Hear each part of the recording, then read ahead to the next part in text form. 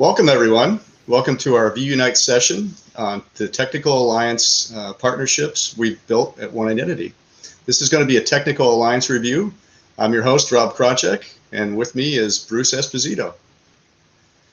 Today we're going to cover a number of different solution sets, but I think for right now we should define what a technical alliance partnership is.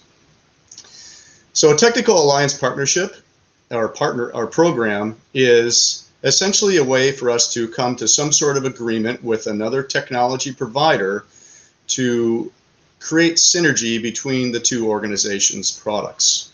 That could be something as simple as creating a simple out-of-the-box integration to provide single sign-on to a solution, to something as in-depth as creating a solution accelerator for our partners to then tie two solutions together. But the key is building the relationship.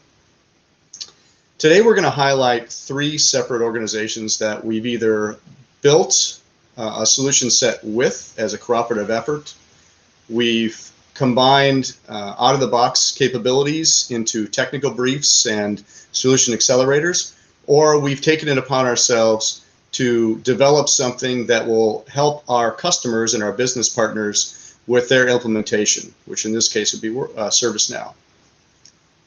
There are also a number of other client companies that we've decided to partnership as part of this technical alliance program. As you can see on the slide here, there's RPA vendors like Blue Prism or UiPath. There's large vendors like Microsoft, where they have obviously Azure capabilities that we can complement as part of our IGA suite. We've also partnered heavily with Ping Identity this year. And of course, ServiceNow. So when you take a look at these alliance partnerships, whether it's a One Identity-led program or something from another vendor where they're cooperating with One Identity in another way, keep in mind that these partnerships could vary in their scope, depth, and breadth. Today, Bruce Esposito is going to interview Jennifer from SecZeta. Bruce? Thanks, Rob. So now I'd like to introduce Jennifer Kraxner, who's a solutions advisor with SecZeta, one of our key partners here at One Identity. So hi, Jennifer. Tell me a little bit about SecZeta. Hi there. Yes, thank you. So SecZeta is actually a third-party identity and risk solution. Our roots go actually way back. About 16 years ago is when SecZeta first came into being, and we were really a systems integrator. We spent a lot of time and a lot of years helping organizations implement identity technologies. And during that time, we identified a gap that existed around third-party non-employee entities. And that gap was really around having a good system of record and an authoritative source for those sorts of folks. And in that, I guess in that realm, as we kind of discovered this gap, we shifted into more of a software company and developed a solution to really close that gap. And now we work closely with systems integrators and technology partners like One Identity to really help organizations mature their identity programs, specifically around third-party non-employees. Excellent. That's interesting. So tell me a little bit more of this idea of the third-party identities. What would be some of the use cases? What are some examples of where customers would be managing a third-party identity? Sure. Yeah. I think that the best way to really start that conversation is to talk a little bit about employees. So somebody that we would not consider a third-party non-employee person. And when it comes to employees, I think what we're looking at here with this slide is a pretty typical identity and access story for an employee. It begins with this onboarding process and a management process by an HR team and their manager, and that all of that process and the data that's gathered about an employee ends up in an HR system. I know Workday, SAP, some of those systems are frequently work with One Identity as well. And so these contributors, HR, a manager, all of those folks really proactively manage the life cycle of that employee within that HR system. And that means they're creating and very proactively maintaining that authoritative record for these employees, right? We trust the data that comes out of those systems to feed into One Identity Manager And this is all very important as that authoritative data is necessary to determine not only what kind of access a person has, but when it should be provisioned, when it should be removed, all of the necessary kind of joiner, mover, and leaver processes that one identity manager handles so well. And this process that we're looking at here is really that employee process when you think about it. So when we talk about what is the kind of gap that exists around non-employees, it's because there is not that HR system or that authoritative source, because HR systems are intended to house employee information. So this is really that gap that SecZetta fills. When we talk about third-party non-employees, whether that's contractors or affiliates or partners or volunteers, those sorts of folks, SecZetta really offers the ability to really manage all of these different population types, have all of the different necessary contributors, really play a part in their life cycle management at a very high level to better understand the authoritative identity data about those people. And then we, as that authoritative source, feed that information into one identity manager in order to actually provision, deprovision, and govern the access that those folks get. Makes sense. So in a sense, the SecZetta solution is kind of like the HR solution for non-employees. It's actually a similar functionality. You're absolutely right. Yes. We really serve the purpose of being that authoritative record repository, just like an HR system, but we do so in a way that can really manage all of the different population types that you run into when you're dealing with non-employees. A contractor might be onboarded or terminated in a much different way than, say, a volunteer or a supplier or a partner would be. So we can really support each of those processes effectively, and also, consider risk. So risk is a big part of what we do as well when it comes to third-party non-employees. So tell me a little bit about the integration between the SecZetta solution and One Identity Manager. Sure. Yeah. So our integration with One Identity Manager, again, it's very similar to what a Workday integration or an SAP integration would be. We can, as non-employees are onboarded within SecZetta, we create profiles and authoritative records for those non-employees. And then we can proactively push that data, that identity information, into One Identity Manager, and it's via an API call. So we push that information into One Identity Manager for One Identity Manager to then create that digital identity and perform all of those joiner, mover, and leaver processes as appropriate. Yeah, okay, that makes a lot of sense then.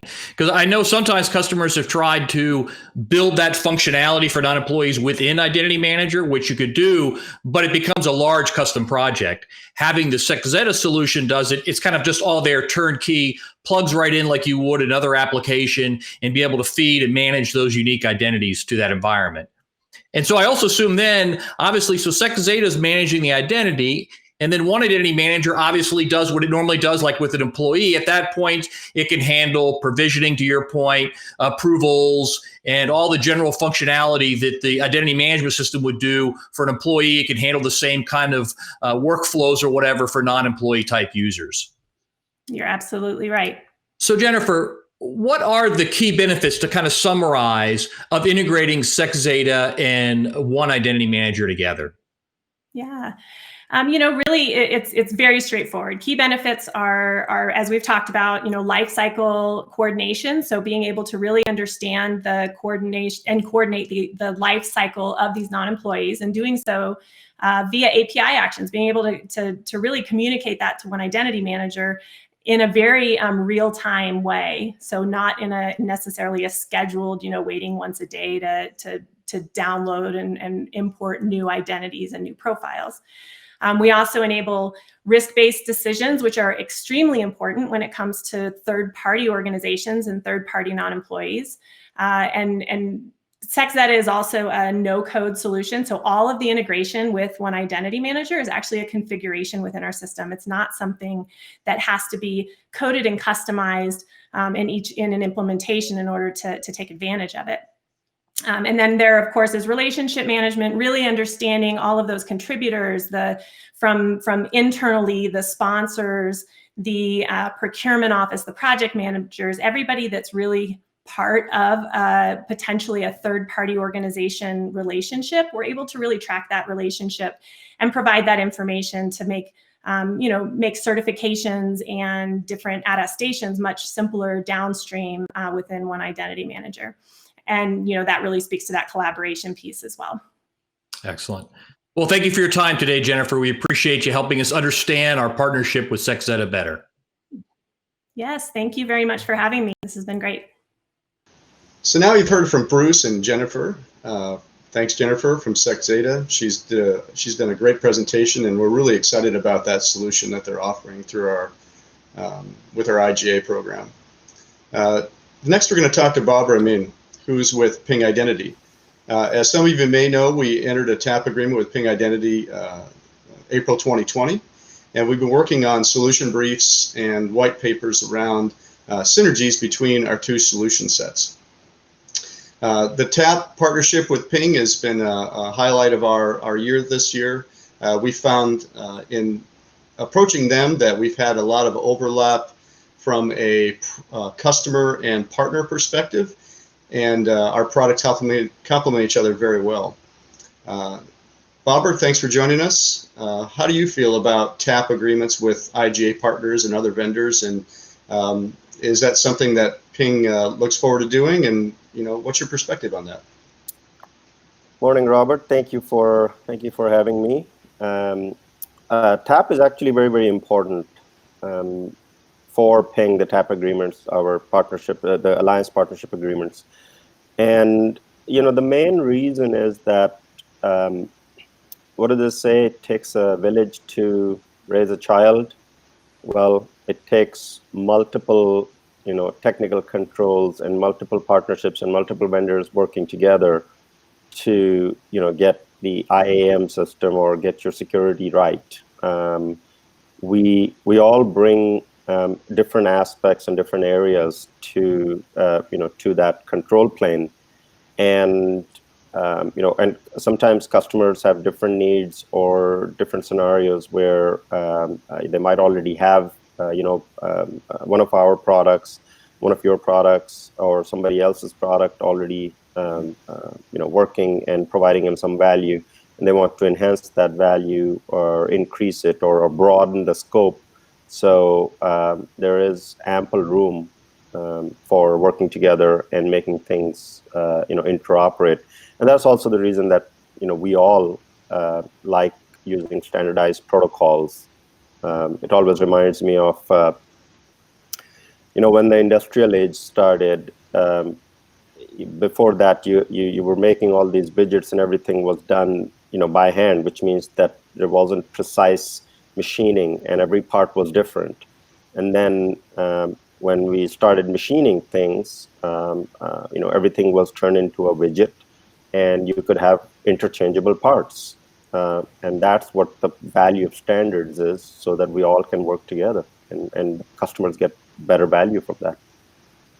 Yeah, I couldn't agree more. I think standards, in particular, things around identities and the security of the identity, are paramount to a secure environment.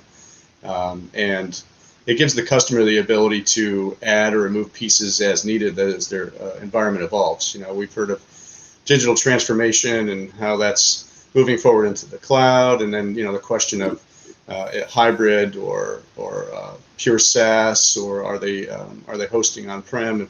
But underneath all of that is what standards are you going to use for your identities? What standards are you going to use for your networking? It's all about standards and open protocols and making sure that everything works together. And we found that in working with Ping, that your solution set adopts that approach 100%, and we do as well. So yeah, so and as we move forward into RPA and Zero Trust, that's going to be even more important as people start to converge these disparate systems into as you said, some sort of engine that can be mass produced or maybe scaled out is a better term for a single environment. But that leads me to my next question.